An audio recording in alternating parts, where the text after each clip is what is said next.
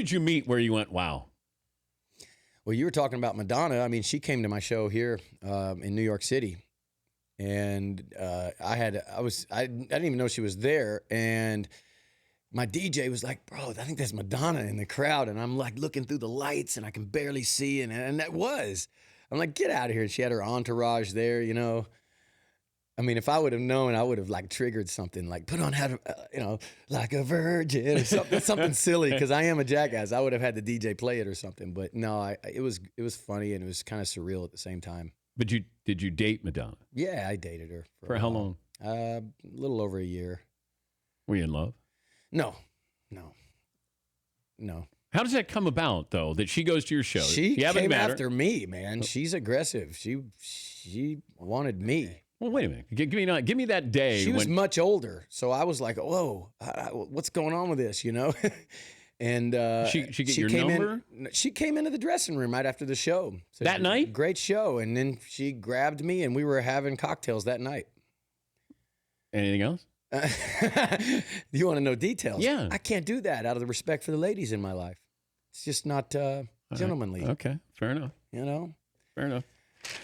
And it was a long time ago. I'm like, dang, are you still talking about Madonna and Suge Knight? You're going 20-something years back. Yeah, but they were great stories, though, because the story with Suge is they were holding you over a balcony. Right, which never happened. I sat there and talked on the balcony, and that's where they polished up the story. All of a sudden now they polish it up like he's hanging me over, and my change is like, come on, he's hanging me by my feet or something. Now, what was he threatening you over? He didn't threaten me. He just came in and said, listen, this is my city. You want to play? You got to pay. Everybody else does. He ran off the roster of all these people. Well, that's kind of threatening you. He goes, I got Eddie Murphy. I've got Arsenio Hall. I've got Dan Patrick on here. Yeah, I've got all. They all pay me, and this is when they come to my city. And I go, oh, well, I guess I got to pay you then. Did you pay him? Yeah. And I had no idea, but I understood who he was, what was going on. He didn't have to hang me from no balcony or slap me around. It never happened. In fact, it was really weird because he was nice. He was actually nice. He was never mean one time ever to me. He was always nice to me.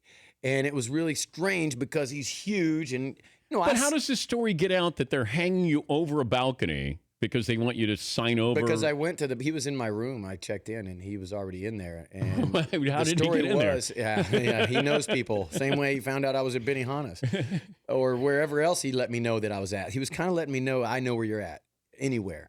If I get off the airplane, he knew where I was at. There's informants, I guess, he's got behind the computers everywhere, letting him know, I guess, everybody's steps. Who knows? Who cares? I did the right thing. You survived. Hey, listen, I survived. I'm still here. I ended up with way more than I ever predicted. And, I'm not bitter about anything. It's funny how people think like I'd be bitter. I've made great investments. I have a TV show. I have a family and, life.